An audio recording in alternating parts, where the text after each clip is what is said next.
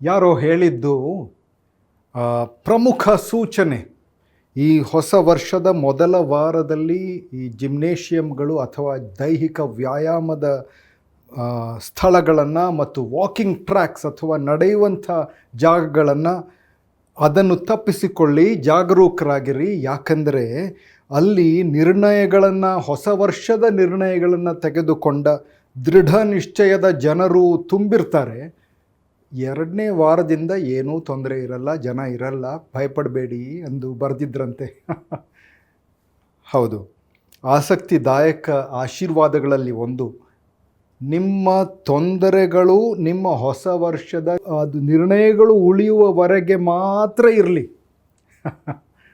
ಎಂದು ಹೇಳಿದ್ರಂತೆ. ನಿಮ್ಮ ತೊಂದರೆಗಳು ಸಹ ನಿಮ್ಮ ಹೊಸ ವರ್ಷದ ನಿರ್ಣಯಗಳು ಉಳಿಯುವಷ್ಟು ಮಾತ್ರ ಉಳಿಯಲಿ. ಸೈಮನ್ ಪೀಟರ್, ಪೇತ್ರನು, ಆತನ ನಿರ್ಣಯ ಏನಿತ್ತು ಗೊತ್ತೇ? ನೆನಪಿದೆಯೇ? ಇವರೆಲ್ಲರೂ ನಿಮ್ಮನ್ನು ಬಿಟ್ಟರು, ಸ್ವಾಮಿ ನಾನು ನಿಮ್ಮನ್ನು ಬಿಡಲ್ಲ. ನಾನು ಯಾರು ಅಂತ ಗೊತ್ತೇ? ಹೊಸ ವರ್ಷದ ನಿರ್ಧಾರಗಳನ್ನು ತೆಗೆದುಕೊಂಡವರು ನಮ್ಮಲ್ಲಿ ಕೆಲವರು ಇರ್ಬೋದು, ಇದ್ದರೂ ಅದು ಒಳ್ಳೆಯದೇ. ಅದನ್ನು ದೇವರ ಪಾದಗಳಲ್ಲಿ ಇಟ್ಟುಬಿಡಿ. ಅದನ್ನು ನಡೆಸಲಿಕ್ಕೆ ಶಕ್ತಿ ಕೊಡುವಂಥ, ಕೃಪೆ ಕೊಡುವಂಥ, ಕೊಡಬಲ್ಲ ಕರ್ತನು ಒಬ್ಬನೇ. ಈ ಹೊಸ ತಿಂಗಳಿನಲ್ಲಿ ನಾವು ಈ ಬೇಡಿಕೆಯನ್ನು ಇಡೋಣ.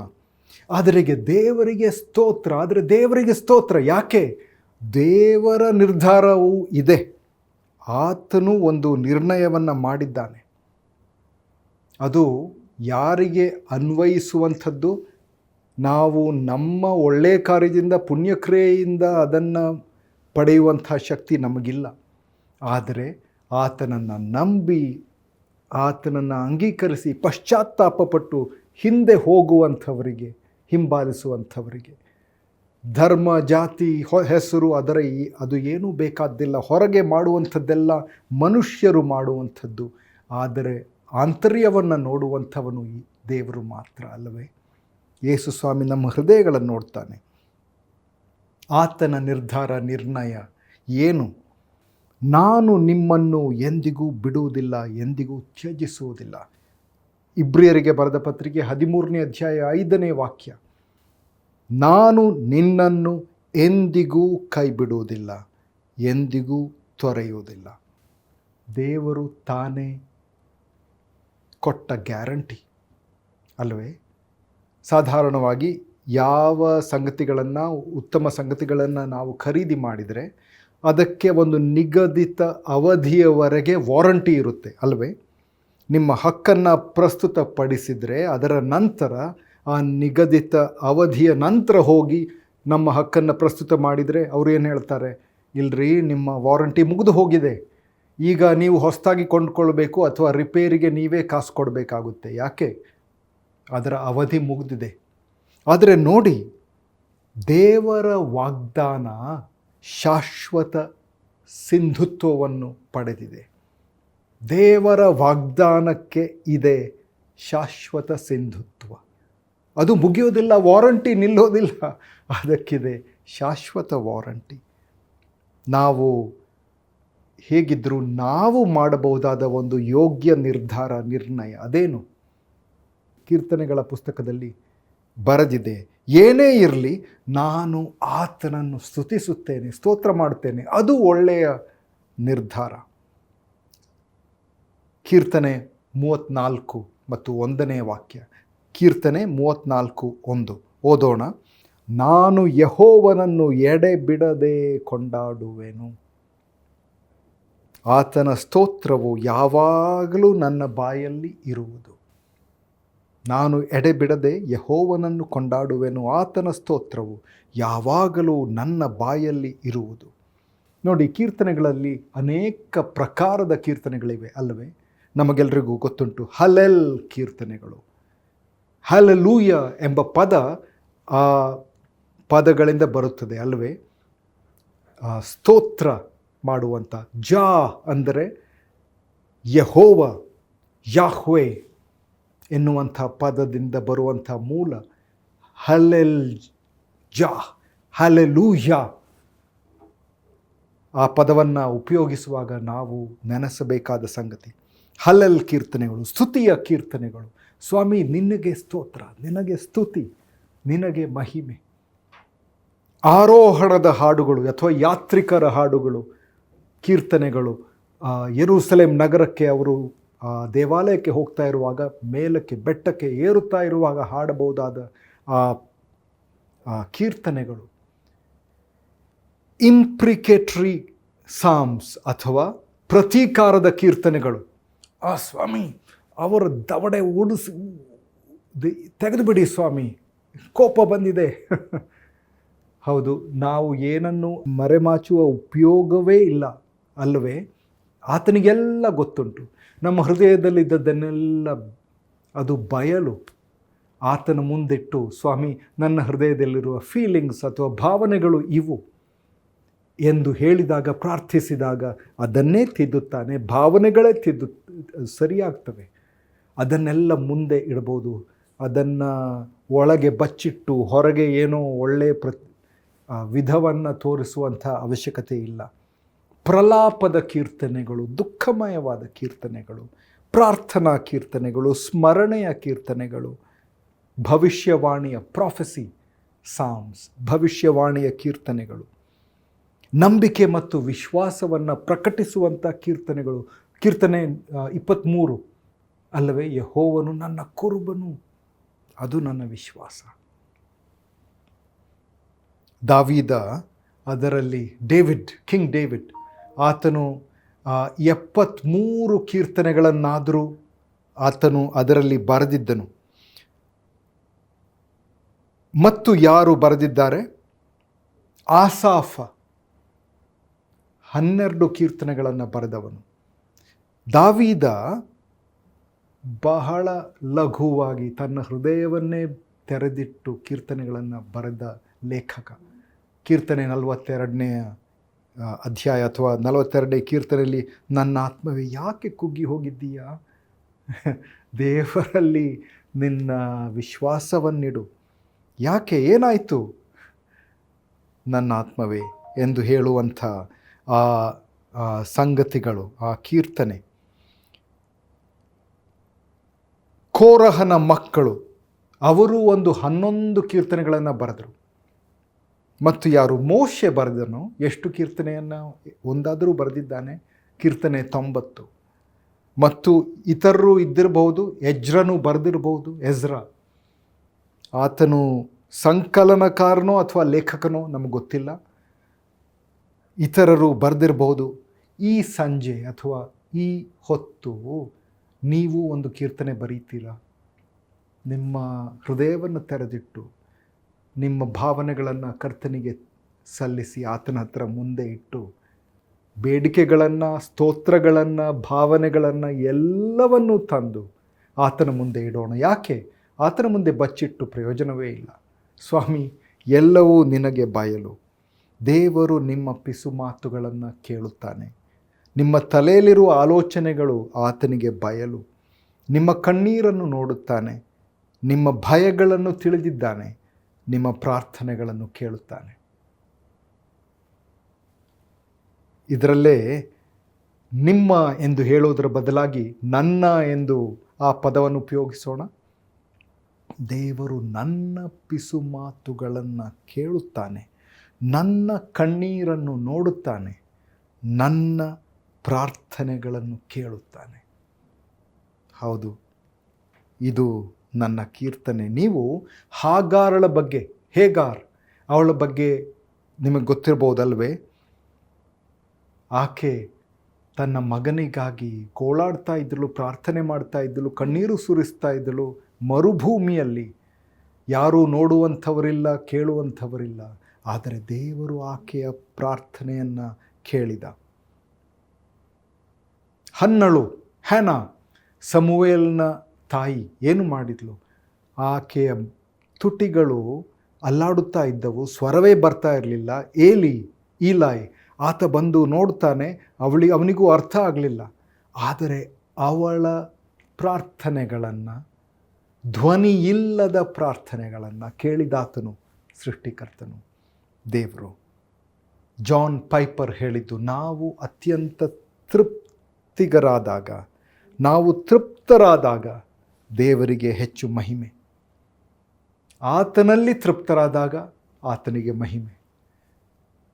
ಭವ್ಯವಾದ ಆರಂಭ ನಾವು ಆತನನ್ನು ಸ್ತೋತ್ರ ಮಾಡಿ ಆರಂಭಿಸುವಾಗ. ಕೀರ್ತನೆ 150 ಅದು ಉತ್ತಮವಾದ ಕೊನೆಯ ಕೀರ್ತನೆ, ಆದರೆ ಅದು ಉತ್ತಮವಾದ ಆರಂಭ. ಕೀರ್ತನೆ 150 ಓದೋಣ. ಯಾಹುವಿಗೆ ಸ್ತೋತ್ರ, ದೇವರನ್ನು ಆತನ ಪರಿಶುದ್ಧಾಲಯದಲ್ಲಿ ಸ್ತುತಿಸಿರಿ, ಆತನ ಶಕ್ತಿ ಪ್ರದರ್ಶಕವಾದ ಆಕಾಶ ಮಂಡಲದಲ್ಲಿ ಆತನನ್ನು ಸ್ತುತಿಸಿರಿ, ಆತನ ಮಹತ್ ಕಾರ್ಯಗಳಿಗಾಗಿ ಆತನನ್ನು ಸ್ತುತಿಸಿರಿ, ಆತನ ಮಹಾಪ್ರಭಾವಕ್ಕೆ ಸರಿಯಾಗಿ ಆತನನ್ನು ಸ್ತುತಿಸಿರಿ. ಕೊಂಬೂದುತ್ತಾ ಆತನನ್ನು ಸ್ತುತಿಸಿರಿ, ಸ್ವರಮಂಡಲ ಕಿನ್ನರಿಗಳಿಂದ ಆತನನ್ನು ಸ್ತುತಿಸಿರಿ, ದಮ್ಮಡಿ ಬಡಿಯುತ್ತಾ ಕುಡಿಯುತ್ತಾ ಆತನನ್ನು ಸ್ತುತಿಸಿರಿ, ತಂತಿ ವಾದ್ಯಗಳಿಂದಲೂ ಕೊಳಲುಗಳಿಂದಲೂ ಆತನನ್ನು ಸ್ತುತಿಸಿರಿ, ತಾಳದಿಂದ ಆತನನ್ನು ಸ್ತುತಿಸಿರಿ, ಝಲ್ಲರಿಯಿಂದ ಆತನನ್ನು ಸ್ತುತಿಸಿರಿ. ಶ್ವಾಸವಿರುವುದೆಲ್ಲವೂ ಯೆಹೋವನನ್ನು ಸ್ತುತಿಸಲಿ. ಯಾಹುವಿಗೆ ಸ್ತೋತ್ರ. ಯಾರು, ಯಾಕೆ ಮತ್ತು ಹೇಗೆ ಆತನನ್ನು ಸ್ತುತಿಸಬೇಕು? ಕರ್ತನನ್ನು ಯಾರು ಸ್ತುತಿಸಬೇಕು ನೋಡೋಣ. ಇಲ್ಲಿ ಈ ಕೀರ್ತನೆಯಲ್ಲಿ ಹೇಳಿದ್ದೇನು? ಉಸಿರಿರುವ ಎಲ್ಲವೂ ಆತನನ್ನು ಸ್ತುತಿಸಲಿ, ಕರ್ತನನ್ನು ಸ್ತುತಿಸಲಿ. ನಿಮಗೆ ಉಸಿರಿದೆಯಾ? ಆತನನ್ನು ಸ್ತುತಿಸಿರಿ. ಉಸಿರಾಡ್ತಾ ಇದ್ದೀರಾ? ಕರ್ತನನ್ನು, ದೇವರನ್ನು ಸ್ತುತಿಸಿರಿ. ಆದರೆ ಕರ್ತನೇ, ಸ್ವಾಮಿ ನನಗೆ ಈ ಸಮಸ್ಯೆ ಇದೆ, ಏನು ಮಾಡಲಿ? ನೀವು ಉಸಿರಾಡ್ತಾ ಇದ್ದೀರಾ? ಆತನನ್ನು ಸ್ತುತಿಸಿರಿ. ಆದರೆ ಅವ್ರನ್ನ ನೋಡಿ ಇವ್ರನ್ನ ನೋಡಿ ಸರಿಯಾಗಿ ಮಾಡ್ತಾ ಇಲ್ಲ, ಅವರು ಬೈತಾ ಇದ್ದಾರೆ, ಅಥವಾ ನನ್ನ ಕೆಲಸದ ಸಮಯದಲ್ಲಿ ನನಗೆ ಇಷ್ಟವಾಗ್ತಾ ಇಲ್ಲ, ನ್ಯಾಯಯುತವಾದದ್ದಲ್ಲ, ಅದು ಸರಿಯಲ್ಲ, ಇದು ಸರಿಯಲ್ಲ, ಆ ವ್ಯಕ್ತಿ ನೇರವಾಗಿಲ್ಲ, ಅದೆಲ್ಲ ಸರಿ. ನೀವು ಉಸಿರಾಡ್ತಾ ಇದ್ದೀರಾ? ಆತನನ್ನು ಸ್ತುತಿಸಿರಿ. ನನ್ನ ಭವಿಷ್ಯದ ಬಗ್ಗೆ ನನಗೆ ಚಿಂತೆ ಸ್ವಾಮಿ, ಹೇಗೆ ಸ್ತುತಿಸಲಿ? ನೀವು ಉಸಿರಾಡ್ತಾ ಇದ್ದೀರಾ? ಆತನನ್ನು ಸ್ತುತಿಸಿರಿ. ನನ್ನ ಮನೆಯಲ್ಲಿರೋ ಸಮಸ್ಯೆ ನಿಮಗೆ ಗೊತ್ತಿಲ್ಲರಿ, ಹಣಕಾಸಿನ ತೊಂದರೆ, ಮಕ್ಕಳ ಸಮಸ್ಯೆ, ಗಂಡನ ಸಮಸ್ಯೆ ಅಥವಾ ಹೆಂಡತಿಯ ಸಮಸ್ಯೆ, ಅತ್ತೆ ಸಮಸ್ಯೆ, ಮಾವನ ಸಮಸ್ಯೆ, ಮಕ್ಕಳ ಅಯ್ಯೋ ಇಲ್ರಿ, ನಿಮಗೆ ಉಸಿರಿದೆಯಾ? ಆತನನ್ನು ಸ್ತುತಿಸ್ರಿ. ಉಸಿರಾಡ್ತಾ ಇದ್ದೀರಾ? ಯೆರಿಕೋ ನಗರದ ಸುತ್ತಲೂ ಇಸ್ರಾಯೇಲರು ಹೋಗ್ತಾ ಇದ್ದರು. ಅವರಿಗೆ ಸಿಕ್ಕಿದ ಆದೇಶ, ಕೊನೆಯ ಬಾರಿ ನೀವು ಹೋಗುವಾಗ ಆತನನ್ನು ಸ್ತುತಿಸಿರಿ. ನಾವು ದೇವರನ್ನು ಏಕೆ ಸ್ತುತಿಸಬೇಕು? ಯಾಕೆ ಸ್ತುತಿಸಬೇಕು? ಮೊದಲನೇದಾಗಿ ಯಾರು ಸ್ತುತಿಸಬೇಕು? ಉಸಿರಿರುವ ಎಲ್ಲವೂ ಆತನನ್ನು ಸ್ತುತಿಸಬೇಕು. ಅದೇ ಸರಿಯಾಗಿದ್ದು. ಏಕೆ ಸ್ತುತಿಸಬೇಕು ಅಥವಾ ಯಾಕೆ? ಪ್ರಕಟಣೆ 4ನೇ ಅಧ್ಯಾಯ 10 ಮತ್ತು 11ನೇ ವಚನಗಳು. ಆ 20 ಮಂದಿ ಹಿರಿಯರು ಸಿಂಹಾಸನದ ಮೇಲೆ ಕೂತಾತನ ಪಾದಕ್ಕೆ ಬಿದ್ದು ತಮ್ಮ ಕಿರೀಟಗಳನ್ನು ಸಿಂಹಾಸನದ ಮುಂದೆ ಹಾಕಿ, ಕರ್ತನೇ, ನಮ್ಮ ದೇವರೇ, ನೀನು ಪ್ರಭಾವ, ಮಾನ, ಬಲಗಳನ್ನು ಹೊಂದುವುದಕ್ಕೆ ಯೋಗ್ಯನಾಗಿದ್ದಿ. ಸಮಸ್ತವನ್ನು ಸೃಷ್ಟಿಸಿದಾತನು ನೀನೇ. ಎಲ್ಲವೂ ನಿನ್ನ ಚಿತ್ತದಿಂದಲೇ ಇದ್ದವು, ನಿನ್ನ ಚಿತ್ತದಿಂದಲೇ ನಿರ್ಮಿತವಾದವು. ಎಂಥ ಸ್ತೋತ್ರ ಗೀತೆ ಅಲ್ಲವೇ? 24 ಹಿರಿಯರು ಸಿಂಹಾಸನದ ಮುಂದೆ ಕುಳಿತಿರುವ ಆತನ ಮುಂದೆ ಬಿದ್ದು ಸದಾಕಾಲ ಜೀವಿಸುವ ಆತನನ್ನು ಆರಾಧಿಸ್ತಾ ಇದ್ದಾರೆ. ಕಿರೀಟಗಳನ್ನು ಮುಂದೆ ಹಾಕಿದ್ದಾರೆ. ಕರ್ತನೇ, ದೇವರೇ, ನೀನು ಮಹಿಮೆ, ಗೌರವ, ಶಕ್ತಿಯನ್ನು ಪಡೆಯಲು ಯೋಗ್ಯನು. ಎಲ್ಲವನ್ನೂ ಸೃಷ್ಟಿಸಿದ ಆತನು ನೀನು. ಸೃಷ್ಟಿಕರ್ತನು ಆತನು. ಅದು ಉತ್ತಮ ಶ್ರುತಿ, ಆತನಿಗೆ ಸ್ತುತಿ ಮಾಡುವಂಥದ್ದು. ಕೀರ್ತನೆ 130 ಮತ್ತು 4ನೇ ವಾಕ್ಯ ಓದೋಣ. ನೀನು ಪಾಪವನ್ನು ಕ್ಷಮಿಸುವವನಾದ್ದರಿಂದ ಮನುಷ್ಯರ ಭಯಭಕ್ತಿಗೆ ನೀನೇ ಪಾತ್ರನು.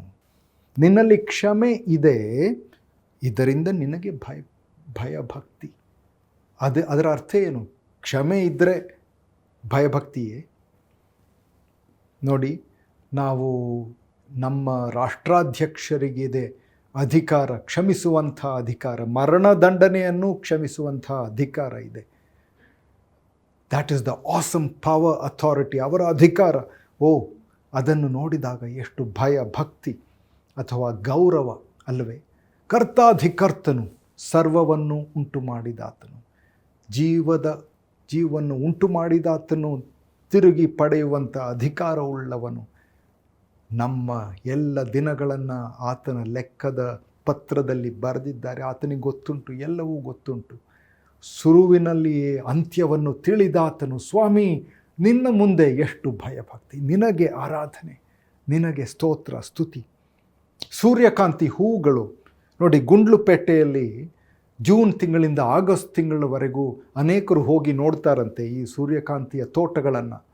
ಅಲ್ಲಿ ಸೂರ್ಯಕಾಂತಿಯ ಸನ್ಫ್ಲವರ್ ಫೀಲ್ಡ್ಸ್, ಈ ಹೂಗಳು ಸೂರ್ಯನ ಕಡೆಗೆ ತಮ್ಮ ಮುಖಗಳನ್ನು ತಿರುಗಿಸುವಂಥ ಆ ದೃಶ್ಯ, ಎಂಥ ಉತ್ತಮವಾದ ದೃಶ್ಯ, ಎಷ್ಟು ಸುಂದರ. ಆದರೆ ಈ ಹೂಗಳು, ಅಯ್ಯೋ ಸೂರ್ಯನೇ, ನಾವೆಲ್ಲ ನಿನ್ನನ್ನು ನೋಡ್ತಾ ಇರೋದ್ರಿಂದ ನಿನಗೆ ಪ್ರಭೆ, ಮಹಿಮೆ, ಬಿಸಿ, ತಾಪಮಾನ, ಶಕ್ತಿ ಎಂದು ಹೇಳಿದರೆ ಎಷ್ಟು ಮೂರ್ಖತನ ಅಲ್ಲವೇ? ಸೂರ್ಯಕಾಂತಿ, ಆ ಗಿಡಗಳು, ಹೂಗಳು ಸೂರ್ಯನನ್ನು ನೋಡುವಾಗ ಅದಕ್ಕಿದೆ ಜೀವ, ಅದಕ್ಕಿದೆ, ಅದು ಬದುಕುತ್ತದೆ ಮತ್ತು ಫಲವನ್ನು ನೀಡುತ್ತದೆ ಅಲ್ಲವೇ? ಅದೇ ಪ್ರಕಾರ ನಾವು ಆತನನ್ನು ಸ್ತುತಿಸುವಾಗ, ಇತರ ಸಂಗತಿಗಳನ್ನು ಮರೆತು ಬಿಟ್ಟು ಆತನ ಕಡೆಗೆ ನೋಡುವಾಗ, ಆತನ ಆತ್ಮನಿಂದ ನಮಗೆ ಬರುತ್ತದೆ ಚಿಕ್ಕ ಮಟ್ಟದ ಪ್ರಭಾವ, ಆತನ ಪ್ರಭಾವ ಅಲ್ಲವೇ? ಆತನು ಕ್ಷಮಿಸುತ್ತಾನೆ, ಆತನು ನಡೆಸುತ್ತಾನೆ. ನಮ್ಮ ದೃಷ್ಟಿ ಅದು ಆತನ ಮೇಲೆ. ಇತರ ಸಂಗತಿಗಳನ್ನು ಮರೆತು ಬಿಡೋಣ, ಆತನನ್ನು ಆರಾಧಿಸೋಣ, ಸ್ತೋತ್ರ ಹೇಳೋಣ. ಮೂರನೇದಾಗಿ, ದೇವರನ್ನು ಹೇಗೆ ಸ್ತುತಿಸಬೇಕು? ಯಾರು ಸ್ತುತಿಸಬೇಕು? ಶ್ವಾಸ ಇರುವುದೆಲ್ಲವೂ ಆತನನ್ನು ಸ್ತುತಿಸಲಿ. ಯಾಕೆ ಸ್ತುತಿಸಬೇಕು? ನಾವು ನೋಡಿದೆವು, ಆತನು ಸೃಷ್ಟಿಕರ್ತನು ಮತ್ತು ನಾವು ಆತನನ್ನು ಸ್ತುತಿಸುವಾಗ ಆತನನ್ನು ಹಿಂಬಾಲಿಸುವಂಥ ಶಕ್ತಿ ಮತ್ತು ಕೃಪೆ ನಮಗೆ ದೊರೆಯುತ್ತದೆ. ದೇವರನ್ನು ಹೇಗೆ ಸ್ತುತಿಸುವುದು ನೋಡಿ, ಇಲ್ಲಿ ಬರೆದದ್ದೇನು? ಕಹಳೆ ಕೊಂಬುಗಳಿಂದ, ವೀಣೆ, ಸ್ವರಮಂಡಲ, ಕಿನ್ನರಿಗಳಿಂದ, ತಂತಿಗಳು, ಕೊಳಲುಗಳಿಂದ, ಝಲ್ಲರಿಗಳಿಂದ, ತಾಳದಿಂದ. ಆದರೆ ದೇವರಿಗೆ ಬಹಳ ನೆಚ್ಚಿನ ವಾದ್ಯ ಯಾವುದು ಎಂದು ಗೊತ್ತೇ? ಅದು ಮಾನವ ಧ್ವನಿ, ನಿನ್ನ ಧ್ವನಿ, ನನ್ನ ಧ್ವನಿ, ಸ್ವರ. ಲೂಕ 19ನೇ ಅಧ್ಯಾಯ 40ನೇ ವಚನ. ಫರಿಸಾಯರು ಬಂದು ಯೇಸುಸ್ವಾಮಿ ಹತ್ರ ಕೇಳ್ತಾರೆ, ಈ ಮಕ್ಕಳ ಹತ್ರ, ಈ ಜನರ ಹತ್ರ ಹೇಳ್ರಿ, ಬಹಳ ಶಬ್ದ ಮಾಡಬೇಡ್ರಿ, ಹೊಸನ್ನ ಎಂದು ಕೂಗ್ತಾ ಇದ್ದಾರೆ. ಯೇಸುಸ್ವಾಮಿ ಹೇಳಿದ್ದೇನು? ಇವರು ಮೌನವಾಗಿದ್ದರೆ ಈ ಕಲ್ಲುಗಳೇ ಕೂಗಾಡಬಹುದು. ಇಲ್ಲಿ ಒಂದು ರಾಕ್ ಕಾನ್ಸರ್ಟ್ ನಡೆಯುತ್ತೆ. ಕಲ್ಲುಗಳು, ಬಂಡೆಗಳು ಕೂಗುವವು. ಎಲ್ಲಿ ಸ್ತುತಿಸಬೇಕು? ಎಲ್ಲಿದ್ದರೂ ಪರವಾಗಿಲ್ಲ. ಮನೆಯ ಮೂಲೆಯಲ್ಲಿ, ಸ್ನಾನದ ಕೊಠಡಿಯಲ್ಲಿ, ಅಥವಾ ಛಾವಣಿಯ ಮೇಲೆ, ಟೆರಸ್ ಮೇಲೆ, ಕತ್ತಲೆಯಲ್ಲಿ, ಹಾಸಿಗೆಯಲ್ಲಿ ಮಲಗಿರುವಾಗ, ಕೆಲಸಕ್ಕೆ ಹೋಗ್ತಾ ಇರುವಾಗ, ಡ್ರೈವ್ ಮಾಡುವಾಗ, ಅಥವಾ ಬೇಜಾರಾದಾಗ, ಸಂತೋಷವಾದಾಗ, ಎಲ್ಲಿದ್ದರೂ ಸ್ತುತಿಸ್ರಿ, ಗಾನ ಮಾಡಿರಿ. ಯಾವ ದೊಡ್ಡ ಸ್ವರದ ಕ್ರಿಯೆಗಳು ಬೇಡ. ನಮಗಿರುವ ಧ್ವನಿಯಿಂದ ನಾವು ಹೇಳೋಣ, ಸ್ತುತಿಸೋಣ. ಅಥವಾ ಹನ್ನಳ ಹಾಗೆ ಮೌನವಾಗಿದ್ದರೂ ಹೃದಯದಿಂದ ಆತನನ್ನು ಆರಾಧಿಸೋಣ. ಆತನ ಆನಂದ, ಹಿಸ್ ಜಾಯ್, ಅದು ನಮ್ಮಲ್ಲಿ ಇದ್ದಾಗ ಆತನಿಗೆ ಸ್ತೋತ್ರ ಹೇಳಲು ಸಾಧ್ಯ. ಯೋಹಾನ 15ನೇ ಅಧ್ಯಾಯ 11ನೇ ವಾಕ್ಯ. ನನ್ನಲ್ಲಿರುವ ಆನಂದವು ನಿಮ್ಮಲ್ಲಿಯೂ ಇರಬೇಕೆಂತಲೂ ನಿಮ್ಮ ಆನಂದವು ಪರಿಪೂರ್ಣವಾಗಬೇಕೆಂತಲೂ ಇದನ್ನೆಲ್ಲ ನಿಮಗೆ ಹೇಳಿದ್ದೇನೆ. ನನ್ನ ಸಂತೋಷ ನಿಮ್ಮಲ್ಲಿರಬೇಕು, ನಿಮ್ಮ ಸಂತೋಷ ಪೂರ್ಣವಾಗಿರಬೇಕು. ಅದು ಯೇಸು ಕ್ರಿಸ್ತನಿಂದ ಪಡೆದಂಥ ಸಂತೋಷ. ಪಾಪ ಕ್ಷಮೆಯನ್ನು ನಾವು ಪಡೆದಾಗ ನಮ್ಮಲ್ಲಿ ಬರುವಂಥ ಸಂತೋಷ, ಹಿಂಬಾಲಿಸುವಾಗ ನಮ್ಮಲ್ಲಿ ಬರುವಂಥ ಸಂತೋಷ, ಆತನನ್ನು ನೋಡುವಾಗ, ದೃಷ್ಟಿಸುವಾಗ ಬರುವಂಥ ಸಂತೋಷ. ಯಾರೋ ಒಬ್ಬರು ಹೇಳಿದಂತೆ, ಈ ವರ್ಷದಲ್ಲಿ ನಿಮ್ಮ ಗುರಿ ಏನ್ರಿ?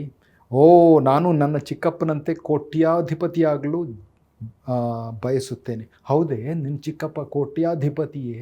ಇಲ್ರಿ, ಅವರಿಗೂ ನನ್ನ ಹಾಗೆ ಕೋಟ್ಯಾಧಿಪತಿ ಆಗಬೇಕೆಂಬ ಇಚ್ಛೆ ಎಂದ್ರಂತೆ. ಒಬ್ಬ ಪಿಯಾನೋ ವಾದಕ ತನ್ನ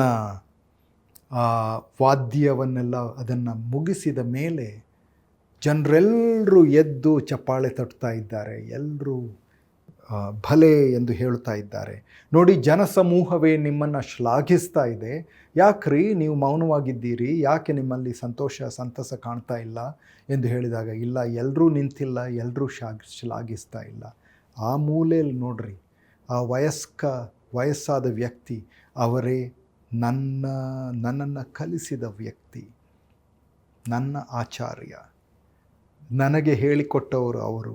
ಅವರಿಗೆ ಸಂತೋಷ ಆಗಿಲ್ಲರಿ, ಅವರು ಚಪ್ಪಾಳೆ ತಟ್ತಾ ಇಲ್ಲ, ಅವರು ನಿಂತ್ಕೊಂಡಿಲ್ಲ.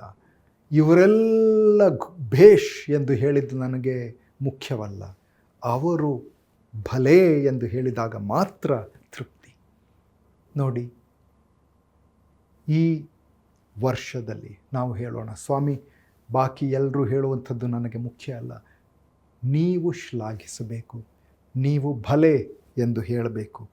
ಗುರುಗಳೇ, ನಿಮ್ಮನ್ನು ನಾನು ಹಿಂಬಾಲಿಸ ಬಯಸುತ್ತೇನೆ, ನಿನಗೆ ಮಹಿಮೆ ಕೊಡಲು ಬಯಸುತ್ತೇನೆ, ನಿನಗೆ ಸ್ತೋತ್ರ ಸ್ತೋತ್ರ ಸ್ತೋತ್ರ. ಅದೇ ನಮ್ಮ ಧ್ಯೇಯ, ಉತ್ತಮವಾದ ಧ್ಯೇಯ.